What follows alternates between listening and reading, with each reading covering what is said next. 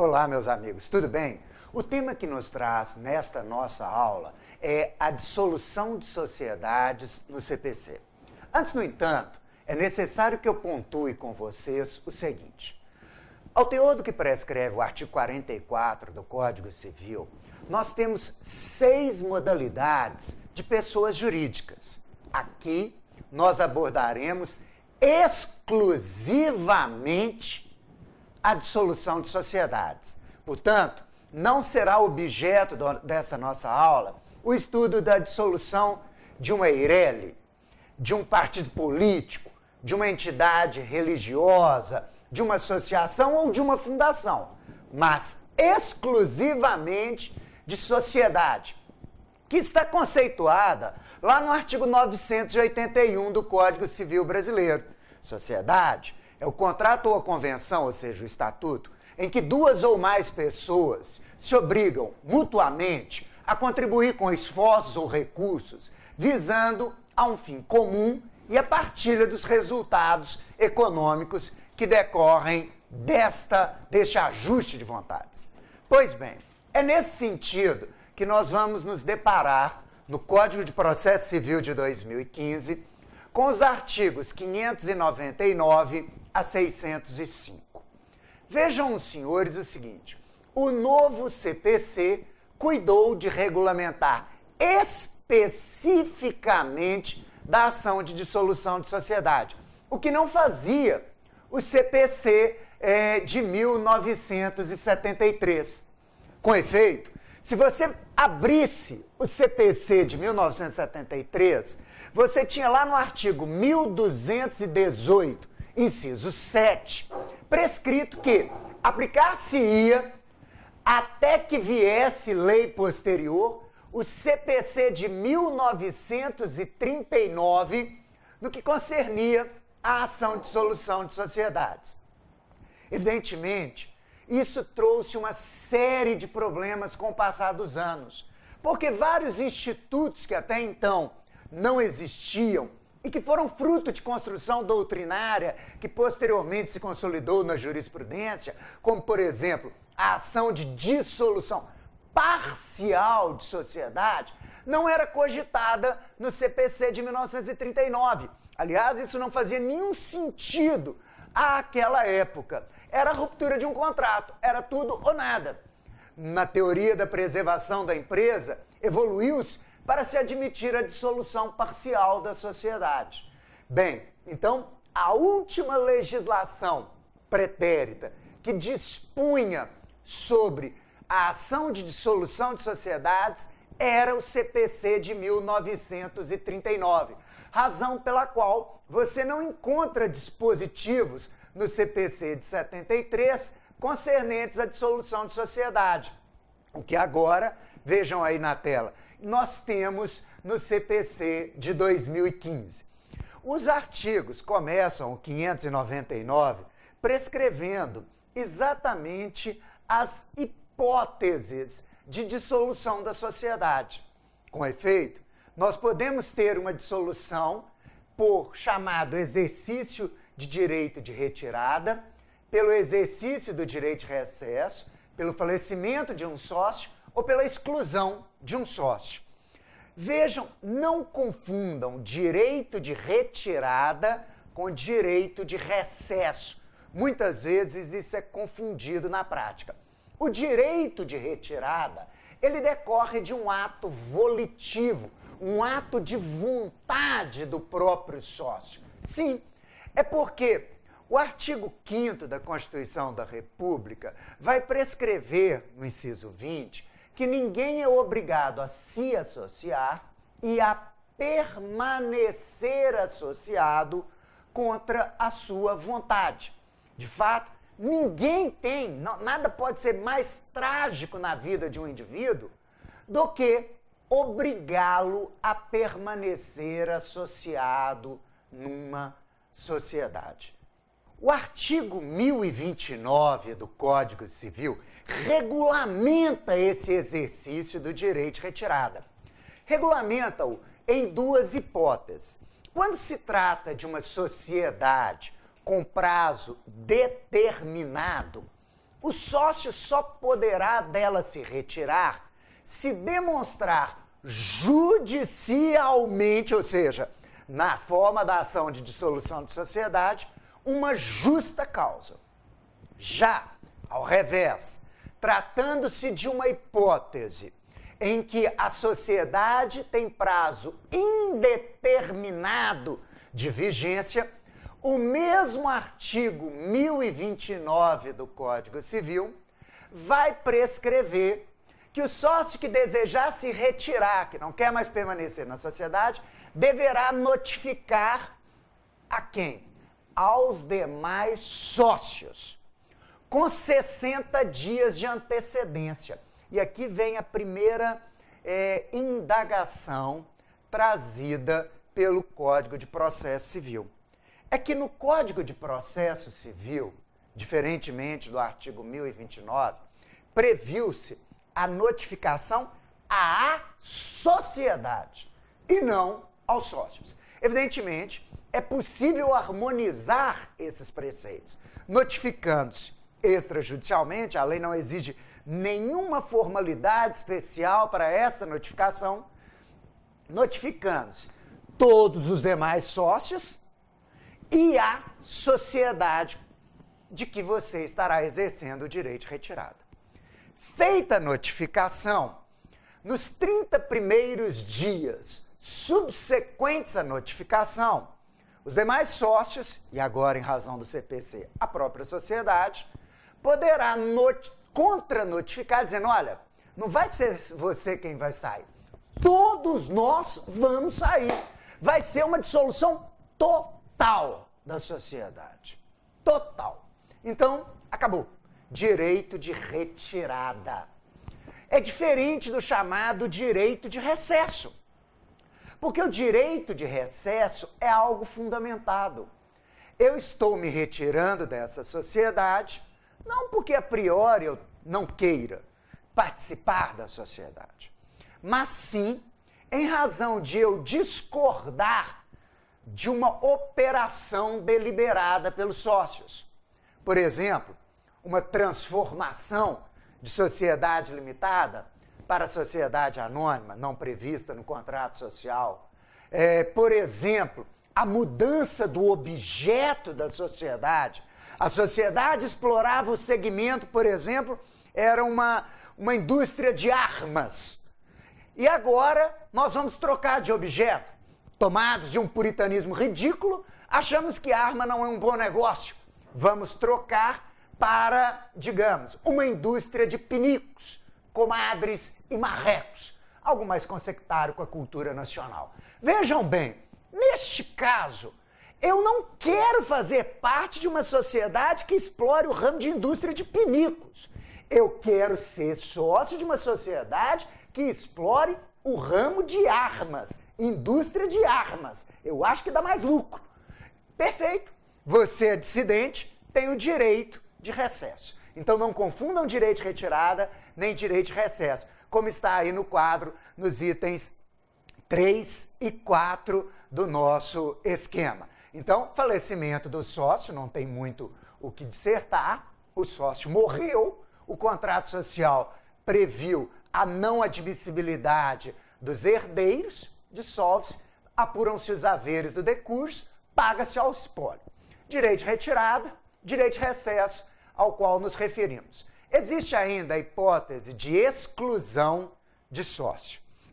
Como nós sabemos, existem as possibilidades de exclusão, aqui em mim, a exclusão judicial, né, é o jubilamento de um sócio nocivo à sociedade, né, onde a sociedade, os sócios postulam a exclusão da sociedade, de um indivíduo, de um sócio que não querem que mais permaneçam na sociedade.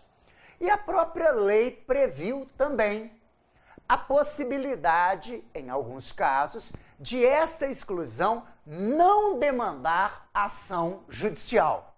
De fato, o artigo 1085 do Código Civil prescreve, ressalvado o disposto no artigo 1030, que a exclusão do sócio que não pagou as suas cotas, né? Subscreveu, mas não as integralizou. Então, esse você põe para fora rapidinho. Então, ressalvado o disposto no artigo 1030, quando a maioria dos sócios, representativa de mais da metade do capital social, entender que um ou mais sócios estão pondo em risco a continuidade da empresa, e pelo amor de Deus, não vamos confundir empresa com sociedade empresária.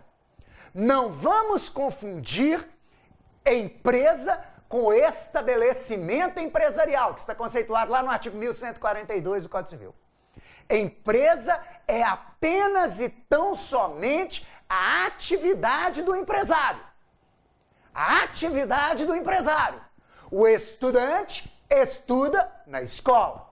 O empresário, pessoa natural ou jurídica, empresaria no estabelecimento empresarial. Então, quando o artigo do Código Civil, 1085, prescreve atos de inegável gravidade que exponham a risco a continuidade da empresa, leia-se, da atividade empresarial. E o que são atos de inegável gravidade? Modesto Carvalhosa nos apresenta, exemplificativamente, 3 casos. É a violação à lei, é evidente que não é qualquer violação à lei pelo sócio que está para ser excluído, é uma violação à lei que prejudique a atividade empresarial. Uma mesma conduta pode implicar violação à lei e ser razão para exclusão ou não, a depender do que será a atividade desempenhada por esta sociedade. Exemplo, suponhamos que um indivíduo seja preso por atentado violento ao pudor.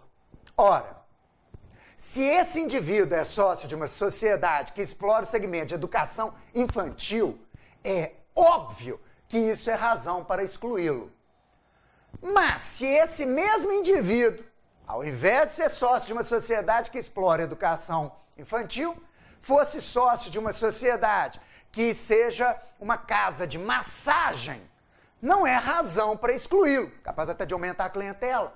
Então vejam, é o ato ilegal, violador da lei, mas tem que ter como vetor de orientação hermenêutica prejudicar a empresa. Leia-se, prejudicar a atividade empresarial. Segundo ato que o Modesto Carvalhosa nos diz que é um ato de inegável gravidade. A exclusão por violação do contrato social. Aí não há que se perquirir mais nada, na medida em que as partes, sócios, consideraram aquele tema tão relevante a ponto de colocá-lo no contrato social, não observado o que está previsto no contrato social, razão para a exclusão do indivíduo que incorreu nisso. E, finalmente, a chamada quebra da affectio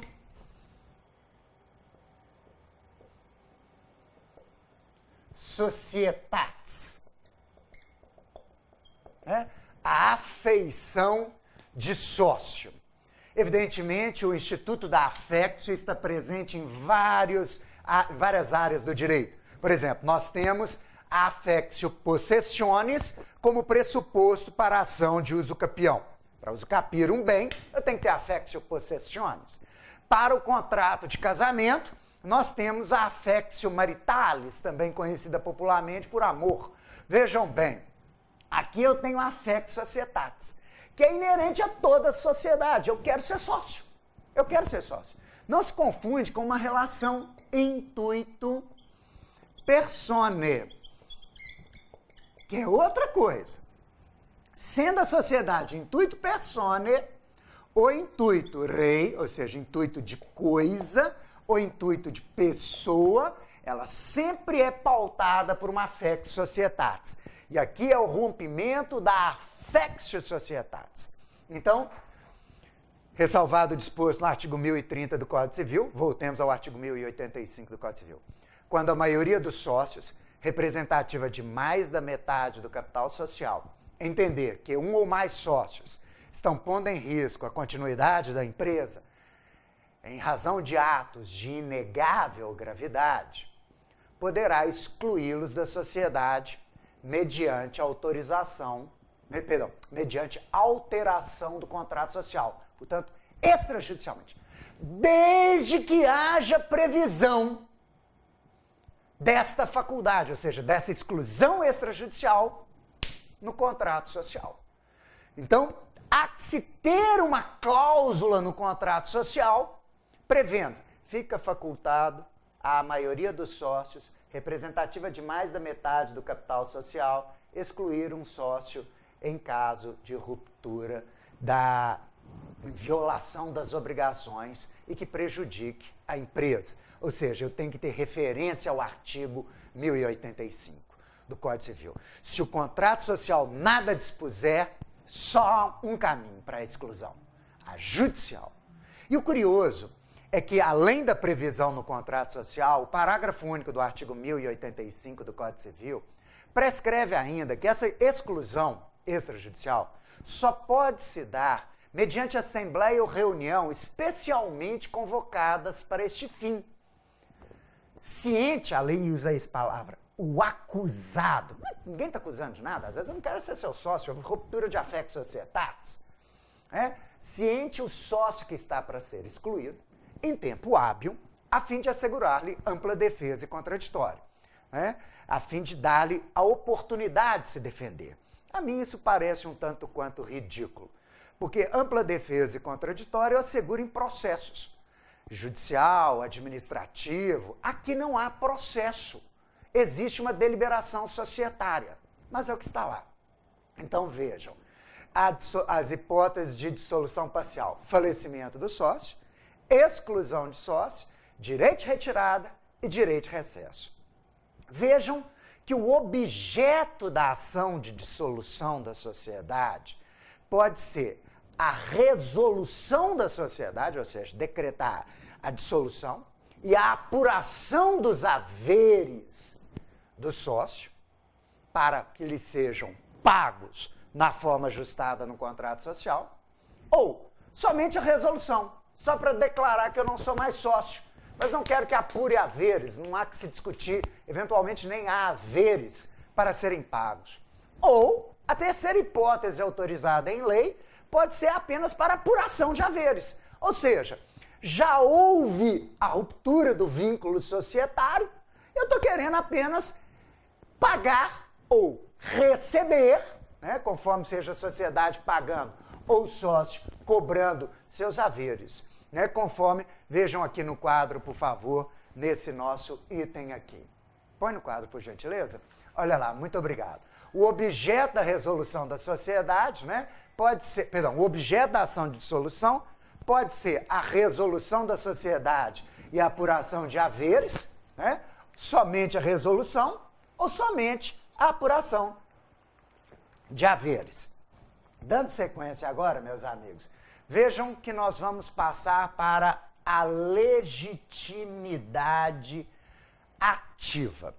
Quem pode postular a dissolução parcial ou total de uma sociedade? Vejam que o artigo 600, ele cuidou de trazer para nós a previsão do rol dos legitimados ativos. Não há, portanto, muita discussão. Aqui é uma questão de leitura singela. Lá. A legitimidade ativa é do espólio do sócio falecido, quando a totalidade dos sucessores não ingressar na sociedade, aquela hipótese falecimento do sócio, que não se admite a entrada dos sucessores. Pelos sucessores, após concluída a partilha do sócio falecido, ou seja, a sociedade admitiu a entrada dos sócios, dos novos sócios herdeiros. Mas eles não querem participar da sociedade, eles não querem fazer parte da sociedade. Então, terminou o inventário, eu não quero permanecer na sociedade, eu posso postular a dissolução parcial. Pela própria sociedade, a sociedade, evidentemente, tem legitimidade ativa se os sócios sobreviventes não admitirem o ingresso do espólio ou dos sucessores do falecido na sociedade.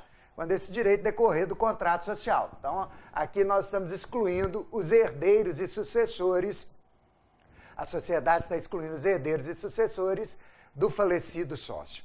Pelo sócio que exerceu o direito de retirada ou recesso, se não tiver sido providenciada pelos demais sócios a alteração contratual consensual, formalizando o desligamento, depois de transcorridos 10 dias do exercício do direito. Pela sociedade, nos casos em que a lei não autoriza a exclusão extrajudicial, ou pelo sócio excluído, né, para apurar eventualmente seus haveres. O cônjuge ou companheiro do sócio, cujo casamento, união estável ou convivência terminou, poderá requerer a apuração de seus haveres na sociedade, que serão pagos à conta da cota social titulada por este sócio. Aqui eu quero só lembrar os senhores do seguinte, meus amigos. Muitas vezes a gente se depara com isso, é a interseção entre o direito empresarial e o direito de família.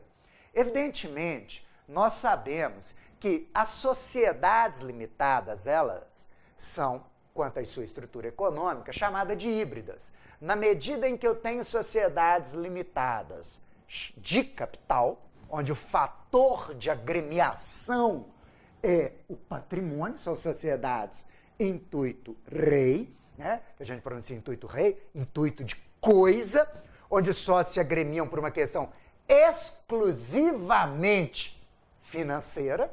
Eu não quero saber se você é homem ou mulher, se você é cristão, judeu, ateu, muçulmano.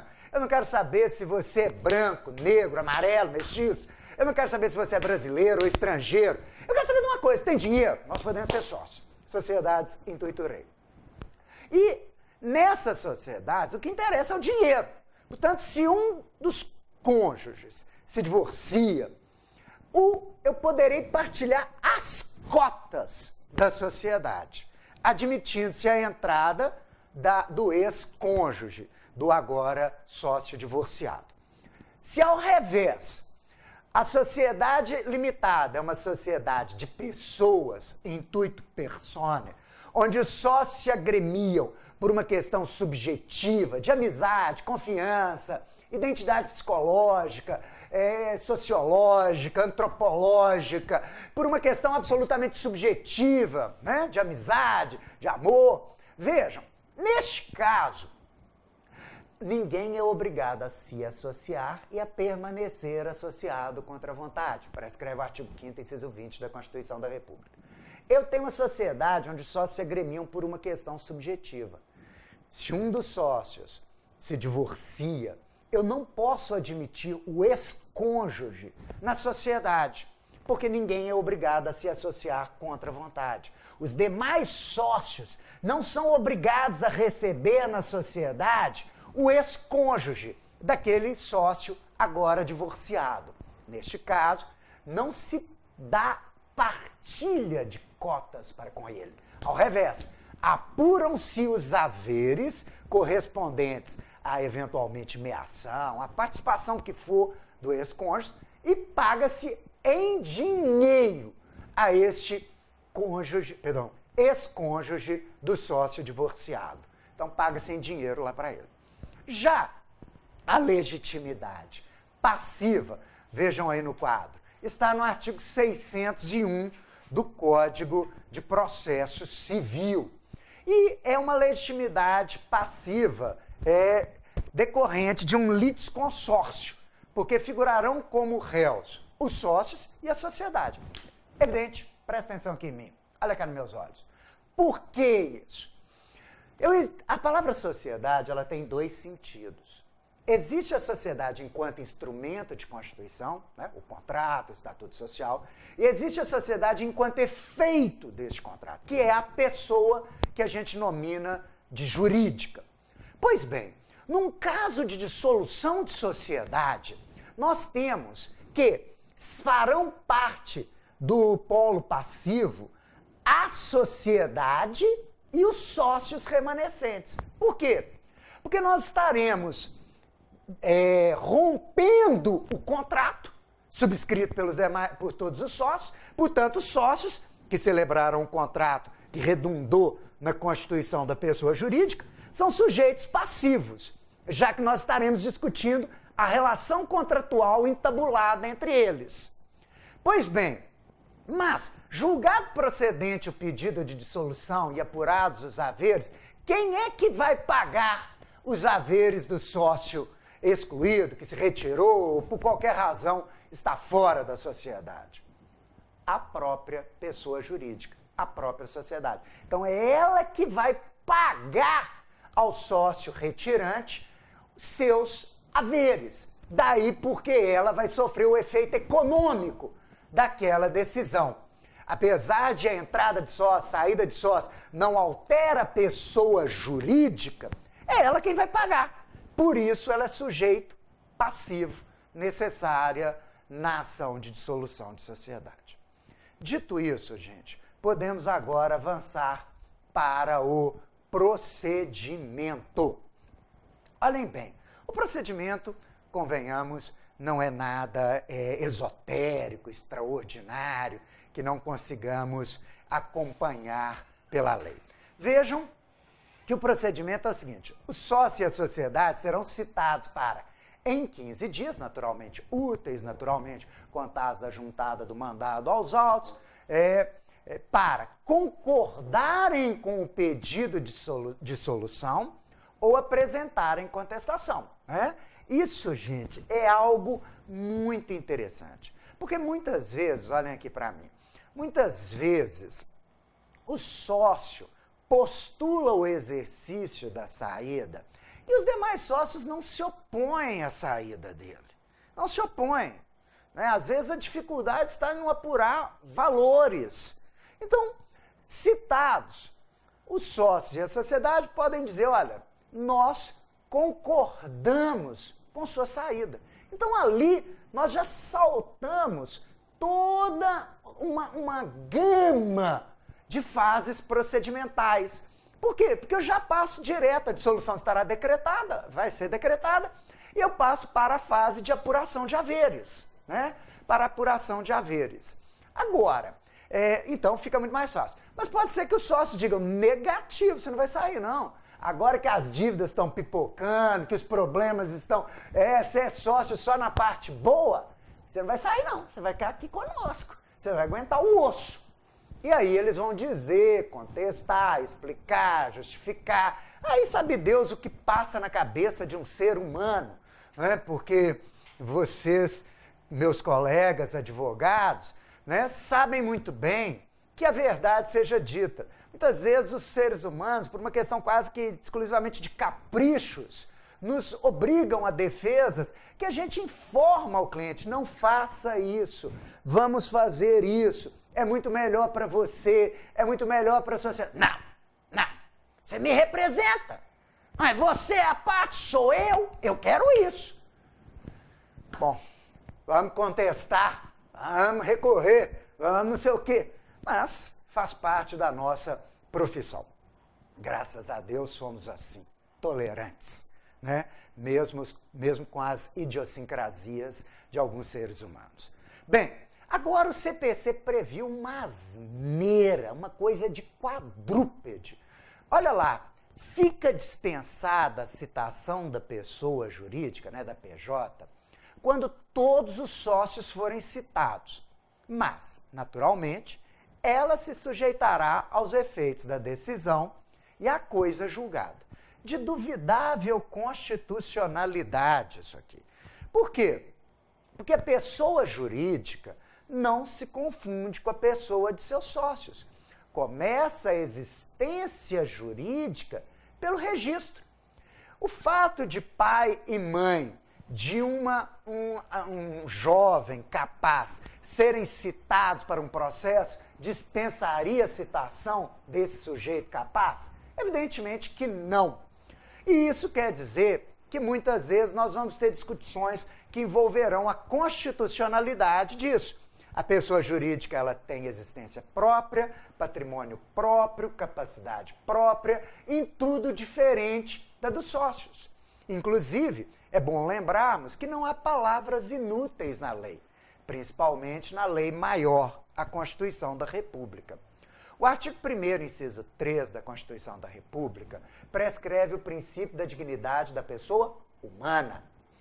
Já o artigo 170, caput, ele prescreve a existência digna de todos, que todos são esses que já não estariam abordados pelo inciso 3 do artigo 1º da Constituição da República. Todas as outras pessoas que não as pessoas físicas, as pessoas naturais. Quais sejam?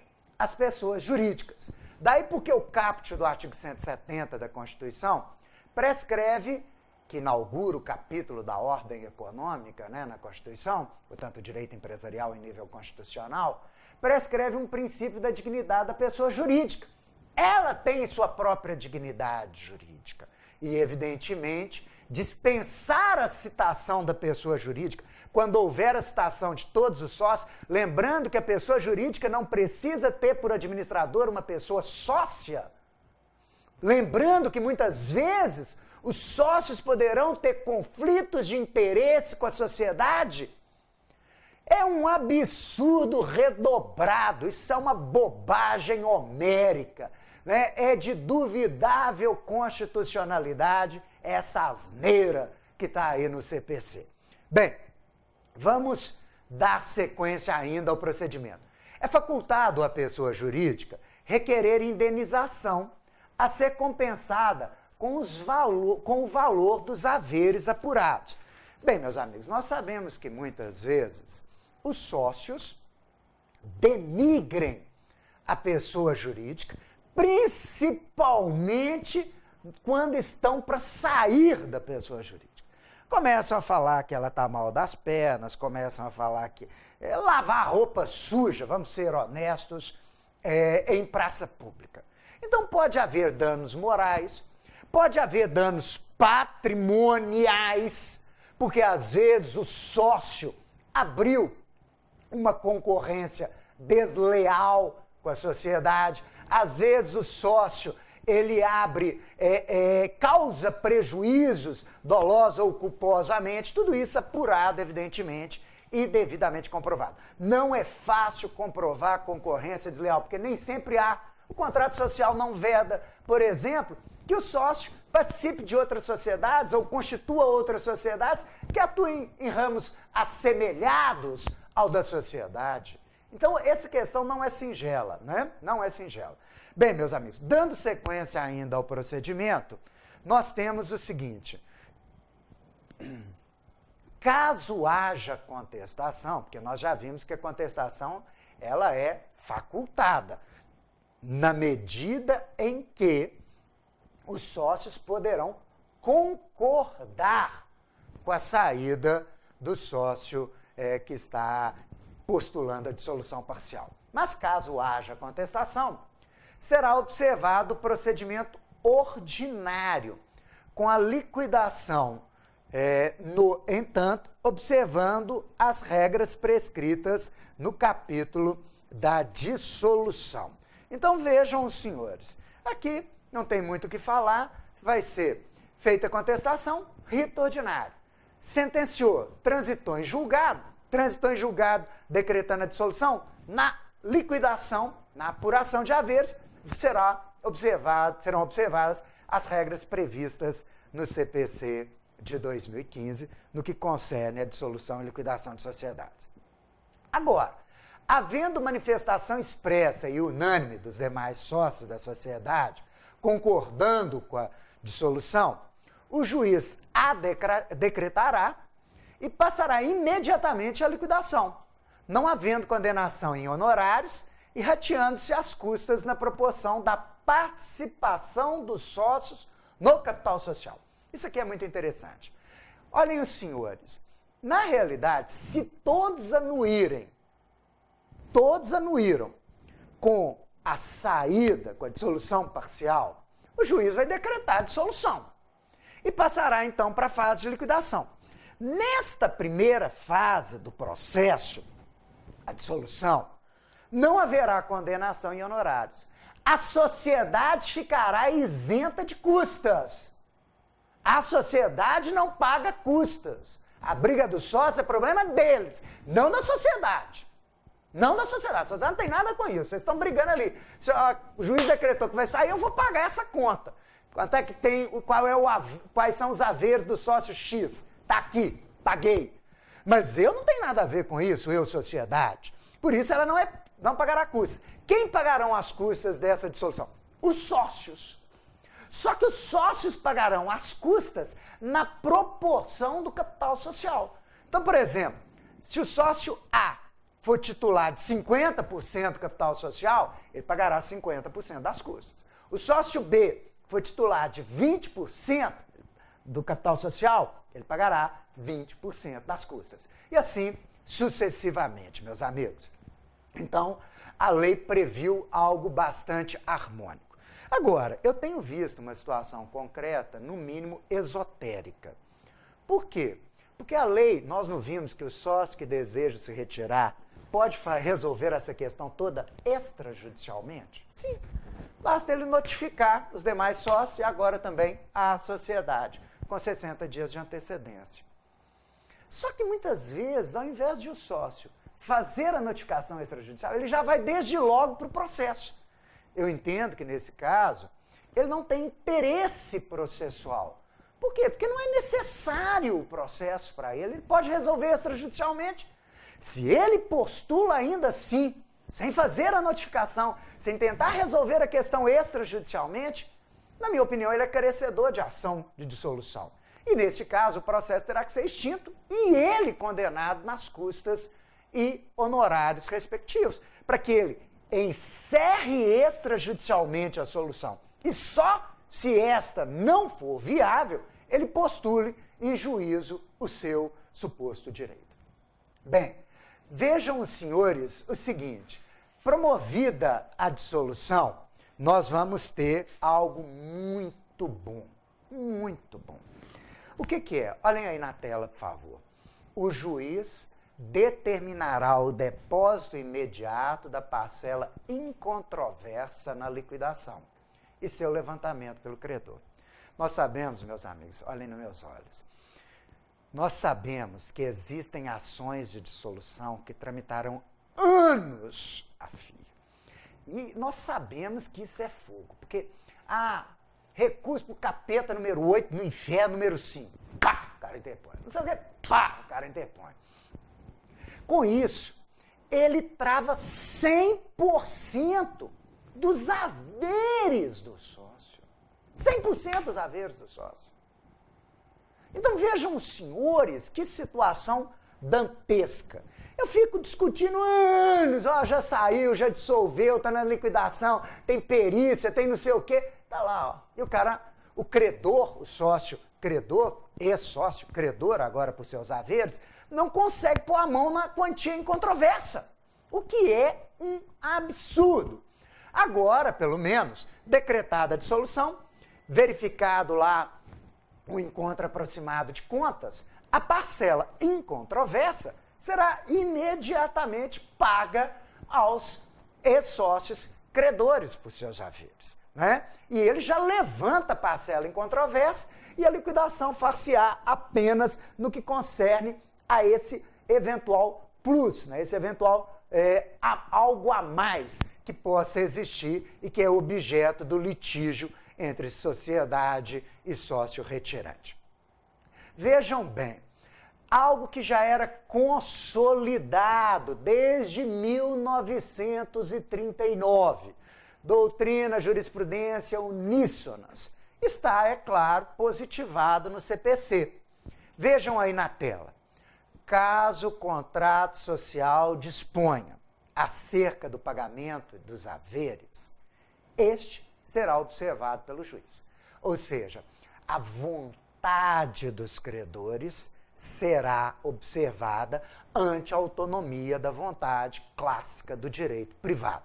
Então, se o contrato social previu que os haveres do sócio serão pagos, digamos, em 12 parcelas, 24, 36 parcelas mensais, iguais, sucessivas, acrescidas ou não de juros, ou não de correção monetária, tudo isso deverá ser observado pelo juiz. O juiz não pode mais mandar pagar à vista ou no prazo X, Y, Z, quando houver previsão no contrato social. Eis porque essa cláusula passa a ser algo fundamental, quando você redigir o contrato social de uma sociedade, não se esqueça de dispor sobre isso. Como é que serão pagos os eventuais haveres de um sócio que da sociedade se retirar ou foi excluído? Porque muitas vezes o valor a ser pago a esse indivíduo inviabiliza a própria exclusão. Aí você é obrigado a aguentar aquele karma ali, né? Ou pior, será drenado da sociedade um tal volume financeiro que prejudicará a própria continuidade da sociedade. Então, o juiz observará o critério de pagamento previsto no contrato social, se houver previsão. Evidentemente, não previsto, título líquido certo e exigível, paga à vista. Né? Paga à vista. Você tinha oportunidade de dispor sobre como seria pago. Não predispôs, vai ser pago à vista. Bem, meus amigos, dando sequência ainda no procedimento, para apuração dos haveres, olha o que cabe à sentença de dissolução da sociedade dispor. Cabe à sentença dispor. Primeiro, o juiz fixará a data da resolução da sociedade. É ato do juiz declarar a data em que estará compreendida a ruptura do contrato social. Olha lá, o 2 também, consentâneo com aquilo que nós acabamos de dizer para os senhores. Olha lá, definirá o critério de apuração à vista de disposto no contrato social, que, sendo omisso, será o valor patrimonial apurado em balanço de determinação, tomando-se em referência a data da resolução e avaliando-se o ativo e o passivo a preço de saída. Este critério poderá ser revisto pelo juiz a requerimento da parte antes do início da perícia. Olhem para mim, meus amigos. É importante que o contrato social tenha previsto, primeiro, como serão pagos os haveres, prazo, condições, remuneração ou não do capital. Mas também é fundamental que se tenha previsto o método de apuração. Se será por uma perspectiva de rentabilidade mediante o fluxo de caixa descontado positivo, tomando, por exemplo, o fundo DI dos últimos 3 ou 5 anos. Não, vai ser simplesmente uma avaliação de patrimônio. Ora, meus amigos, a depender do objeto. É claro, por exemplo, uma indústria, o balanço de patrimônio, de determinação, representa muitas vezes o real valor do negócio. Mas, por exemplo, numa faculdade, o preço normalmente é pago por aluno. Numa sociedade prestadora de serviços, olha, meus amigos, quanto vale esse quadro? Quanto vale essa câmera que me filma? Esse monitor que está aqui diante dos meus olhos? Eles valem enquanto eles produzem riqueza. É o caso de um escritório de advocacia. É a chamada perspectiva de rentabilidade, o que se opera normalmente, segundo a contabilidade e a economia, pelo chamado fluxo de caixa descontado, que é um critério mais justo. Então, cabe a fixação do critério no contrato social. Havendo previsão no contrato social, o critério será o previsto no contrato e a forma de pagamento é prevista no contrato. Sendo omisso, a regra é balanço de determinação. E o juiz poderá ser instado antes do início da perícia que irá apurar os haveres, liquidá-los, pode ser instado a dizer, olha, esse critério não é apropriado, o melhor critério é aquele. Aí vai virar discussão. Né? Ainda cabe ao juiz nomear perito, que será preferencialmente uma pessoa especializada em avaliação de sociedades. Pode ser um economista, pode ser um contador, pode ser um administrador de empresas, pode ser um advogado, não é necessariamente um contador. Bem, meus amigos, a data da resolução da sociedade, a lei prescreve o critério. Olhem na tela, por favor. A data de resolução, que cabe ao juiz declará-la na sentença de dissolução, será, no caso de falecimento do sócio, a data do óbito. Na retirada imotivada, o 60º dia seguinte ao do recebimento pela sociedade da notificação do sócio. No recesso, o dia do recebimento da sociedade da notificação do sócio dissidente.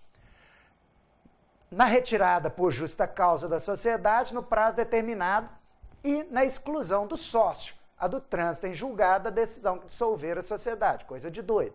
E na exclusão extrajudicial, a data da assembleia ou reunião dos sócios que tiver deliberado. Aqui eu gostaria de chamar a atenção para 2 detalhes. A primeira é esse inciso 2 aí, é o 60º dia seguinte ao do recebimento da sociedade pela notificação. Ouso dissentir. Porque, na minha opinião, o artigo 1029 manda, notificou, 60 dias para pagar ou iniciar o pagamento. Feita, essa é uma notificação irretratável. Feita a notificação, o sócio é e-sócio, credor por seus haveres, os quais serão apurados nos termos do artigo 1029 em 60 dias, sendo que nos 30 primeiros dias pode-se optar pela dissolução total. Ora, meus amigos, 60 dias numa sociedade, os sócios remanescentes, eles quebram a sociedade ou a valorizam. Por que eu vou notificar, esperar 60 dias para então eu sair da sociedade, e nesse ínter eu estou ali no meio da confusão, e só aí vai começar a apurar haveres e liquidar? Isso é um absurdo. Esse inciso 2 colide frontalmente com a lógica da norma material do artigo 1029 do Código Civil. Da mesma maneira, na retirada por justa causa de sociedade, por prazo determinado, ou na exclusão judicial do sócio, o trânsito em julgado da decisão que dissolver a sociedade. Meu Deus do céu! Eu tenho processo que tá decretada a dissolução e o negócio não transita julgado há 2, 3 anos. O cara está na sociedade durante 2, 3 anos. Qual a lógica disso, pelo amor de Deus?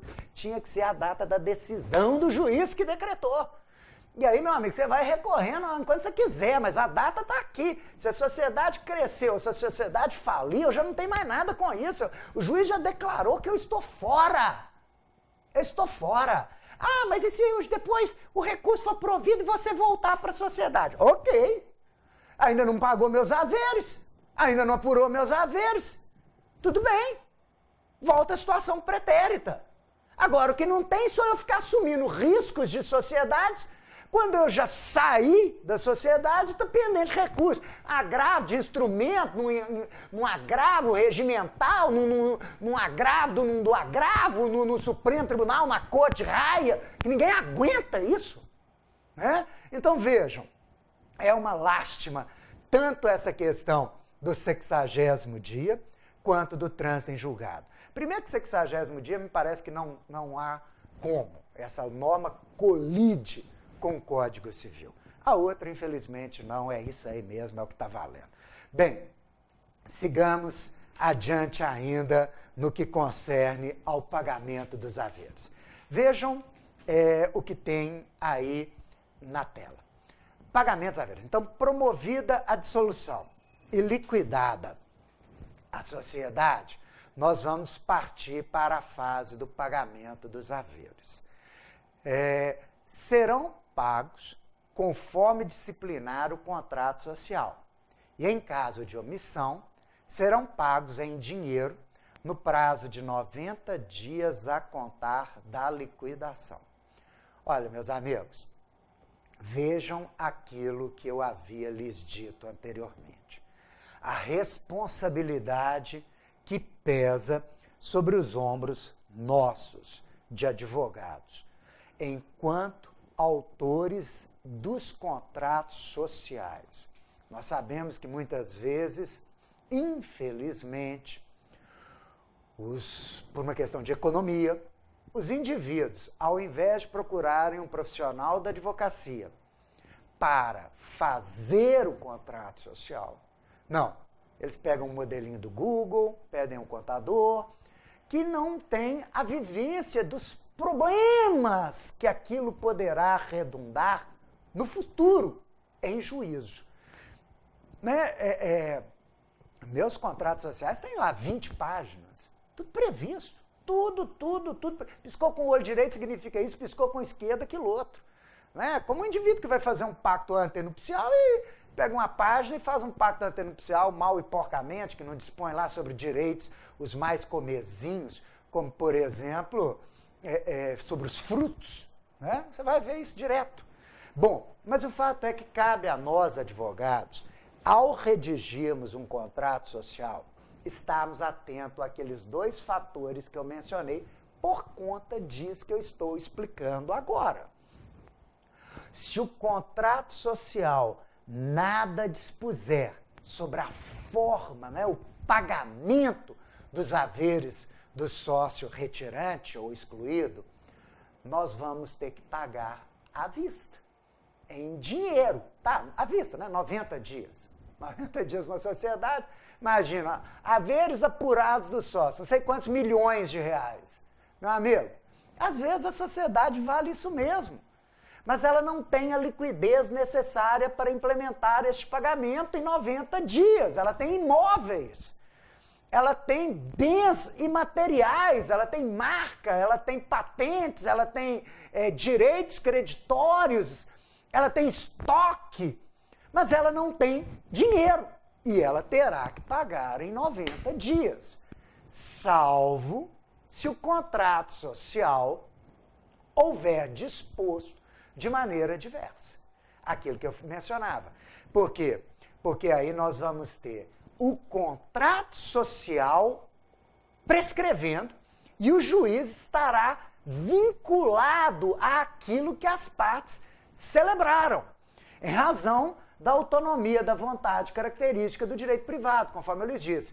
Então, eu posso dizer que ao invés de pagar em 90 dias, como é o prazo da lei, né, à vista praticamente, eu vou pagar em 30, 60, 90 dias de carência para a primeira parcela. Aí eu vou dividir em 12, 24, 36, 48 parcelas mensais, iguais, sucessivas. Vai ter juro, não vai ter juro, vai ter correção monetária, não vai ter correção monetária. Tudo isso será definido no contrato social. Do contrário, meus amigos, você vai quebrar muitas sociedades empresárias que não terão como pagar. Vai virar penhora de bens e venda em juízo é uma coisa, né? Nós sabemos muito bem, porque se não pagar em 90 dias, vai vir a ordem de cumprimento de sentença, as multas decorrentes, indicação de bens à penhora. Esses bens penhorados serão levados à venda judicial. Nós sabemos que venda judicial, o preço é aviltado, todos sabemos disso. Então, muito cuidado, cabe a nós evitarmos que isso aconteça. Bem, a lei prevê ainda que até a data da resolução da sociedade, ou seja, da data da decretação da dissolução, integram o valor devido ao credor a participação nos lucros, e, se for o caso, a remuneração como administrador. Aqui o legislador mistura dois institutos. Mistura o fato da pessoa ser sócia com o fato de, eventualmente, a pessoa ser administradora. São duas questões absolutamente autônomas, né? Ainda mais sabendo que o administrador nem sequer precisa ser sócio. Os haveres de sócio são os haveres resultantes da atividade empresarial. A remuneração do administrador é um prolabore, que pode ou não ter algum vínculo societário. Então, meus amigos, muito cuidado. Até a resolução da data, integram valor à participação nos lucros. Parece-me óbvio, né? Parece-me óbvio. O problema é aquilo que eu lhes disse, né? Aqueles dois casos, quando existe a definição judicial da saída do sócio, que vai aguardar trânsito em julgado. Agora vocês imaginem quantos anos esses lucros vão ser apurados ou, eventualmente, mitigados pela não gestão que se pretendia dar à sociedade, porque pode ser que a razão da dissolução seja um dissenso exatamente no que se refere à administração. Eu não quero, eu acho que essa administração ela é uma administração ruinosa, mas eu vou ficar até o trânsito em julgado. E lá se vão anos. Ou ainda, naquele caso de exercício do direito de retirada, que o Código de Processo Civil prevê que é o 60º dia contado da notificação da sociedade. Né? Então, eu vou ter que notificar os demais sócios e a sociedade. E eu só vou me retirar da sociedade 60 dias depois. Portanto, o lucro eventualmente apurado ou o decréscimo patrimonial verificado integrarão a apuração dos meus haveres daqui a 60 dias, o que é um negócio de doido. Né? É um negócio de doido.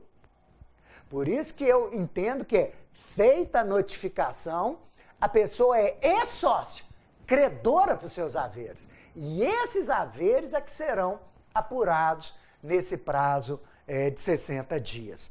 E não, como é que eu notifico hoje? Eu ainda vou ficar na sociedade 60 dias, para então ter o marco, para então iniciar a apuração dos haveres. Ah, meu amigo, qual a lógica disso? Não, notifiquei, estou fora. Só, sociedades, eu sou ex-sócio, credor para meus haveres, vou arquivar a notificação na junta comercial como documento de interesse do empresário, como faculta a lei do registro empresarial, a lei 8.934 de 94, que prevê essa possibilidade lá no artigo 32, inciso 3. Então eu arquivo aquilo, dou publicidade ao fato de que eu não mais sou sócio. Eu normalmente, quando eu faço essa notificação, meus amigos, eu a faço por via de cartório, de títulos e documentos. Feita a notificação, eu pego uma cópia autenticada e mando notificar a Receita Federal, Estadual, Municipal, todas as receitas com as quais a sociedade lidava, para já informar, ó, eu não participo mais da sociedade, já notifiquei, estou fora, sou carta fora do baralho. E, é claro, mais importante, arquivo uma cópia da notificação na junta comercial como documento de interesse do empresário para dar essa publicidade necessária, para que todos saibam que o indivíduo não é mais sócio. Ele fez a notificação do artigo 1029. Ele é sócio, credor por seus haveres. Bem, mas o novo CPC manda que você ainda responda por 60 dias. 60 dias, eu repito, numa sociedade você quebra essa sociedade. Ou você a transforma muito bem em altamente rentável. De qualquer maneira, não é mais justo que esse ex-sócio fique a se beneficiar do trabalho dos outros sócios, ou seja, prejudicado pelo trabalho desses outros sócios. A remuneração do administrador não tem nada a ver com isso. Nada. Meu amigo, se você é meu sócio, está se retirando, nós estamos brigando, você acha que eu vou te deixar sócio? Perdão, você acha que eu vou te deixar administrador? Eu não. Vou te pôr para fora imediatamente da administração, meu amigo. Eu vou te excluir. Vou te excluir da administração. Claro que vou. Por quê? Você vai ficar aí nessa sociedade administrando-a? Com qual fito? Com qual intenção? Com qual interesse? E eu, seu sócio, vou me vincular aos seus atos de gestão perante terceiros, credores de boa-fé, pela assunção de obrigações, assunção de cumprimento de obrigações tributárias, trabalhistas, você está doido. Então, quer dizer, eu excluo da administração. Então, normalmente, não haverá remuneração de administrador. Agora, evidentemente, se houver remuneração de administrador, essa remuneração, em tese, estará obrigatoriamente sendo adimplida na periodicidade que antigamente se fazia. Se o administrador recebia prolabore mensal, ele vai continuar recebendo seu prolabore mensal. Então, é muito difícil que se constate na dissolução apuração de remuneração de administrador no finalmente. Vejam os senhores o seguinte, ainda sobre essa questão, eu quero destacar aqui com os senhores, conforme está no quadro, olha lá, após a data da resolução, o credor terá direito apenas à correção monetária e aos juros contratuais ou legais. Como eu lhes disse, novamente, a lei faz referência ao contrato social. Se o contrato social dispuser que os juros serão da caderneta de poupança, serão da taxa Selic, será corrigido pelo IGPM mais juros de 1%, o que houver sido definido no contrato social é que será aplicado no caso concreto. Sendo omisso o contrato social, só aí, meus amigos, vão vir os consectários legais. Juros e correção monetária legais. Quero lembrar aos senhores, meus amigos, que a Corte Especial do STJ já definiu que no Brasil, juro legal é taxa Selic, não é 1%, como lamentavelmente muitas vezes a gente vê na prática, né? E nem, né, até tribunal erra isso. Eu já tenho meu resto pronto. Quando eu sou devedor e condeno em juros de 1% mais correção monetária, eu já tenho meu resto pronto. Normalmente o ministro já dá provimento monocraticamente e volta condenando no pagamento da taxa Selic. Agora, quando eu sou credor, juros de 1% ao mês, mais correção monetária, meu amigo, ultimamente nem banco consegue cobrar, né? Nem agiota, né? E lembrem-se de algo, gente, a taxa Selic, ela compreende juros mais correção monetária. Né? Assim já decidiu o STJ, por exemplo, quando julgou o recurso especial 676 do Paraná, né? São inacumuláveis Selic com correção monetária. Por quê? Porque a correção monetária já está compreendida na Selic. Né? Por exemplo, então se a Selic, digamos, ela é, vamos chutar aqui, né? 12% ao ano, nós sabemos que não é isso, é só para facilitar o cálculo, e a inflação no ano é de 6%, digamos, ao ano, isso significa que o juro no país é de 6% ao ano, né? E não, agora você imagina, eu condeno em juros de 1% ao mês, ou seja, 12% ao ano, mais correção monetária, né? Vamos imaginar 6%, eu estou condenando o cara a pagar 18%. Isso é coisa de doido, né? Então, muito cuidado. Em suma, meus amigos, cada vez mais pelo novo CPC, nós advogados temos que estar atentos, não apenas como profissionais do fórum que vai postular direitos para os clientes, mas também enquanto consultores e assessores, na busca da elaboração de um contrato social que minimamente afaste a alha, né, o risco, o imponderável que pode sair da cabeça de um juiz. Na medida em que ao celebrarmos, né, ao elaborarmos, ao minutarmos, nós temos que esclarecer tudo isso para os sócios. Eles muitas vezes vão nos dizer, não, eu sou amigo do meu sócio há 20 mil anos, nós nunca vamos nos indispor um com o outro. Eu sempre falo o seguinte, é mesmo? E como é que o senhor é com a mulher do seu sócio? Como é que você é? Como é que você é com... meu sócio é solteiro. Como é que você é com os pais do seu sócio? Bom, bem, E com os irmãos? Porque o pai para morrer vai para os irmãos às cordas. Os irmãos do seu sócio. A sogra do seu sócio. Né? Porque seu sócio morreu. Sua mulher, e a mulher dele também morreu. E a guarda dos menores, filhos do seu sócio, coube a sogra do seu sócio. Você se dá bem com a sogra do seu sócio? Então você quer dizer, a hora que você mata em abstrato um dos sócios, você começa a mostrar para o cara os desdobramentos e os problemas que poderão redundar de eu não quero ser sócio dessa pessoa. Então, vamos prever no contrato social como é que vai ficar? E com isso, entabularmos a melhor solução?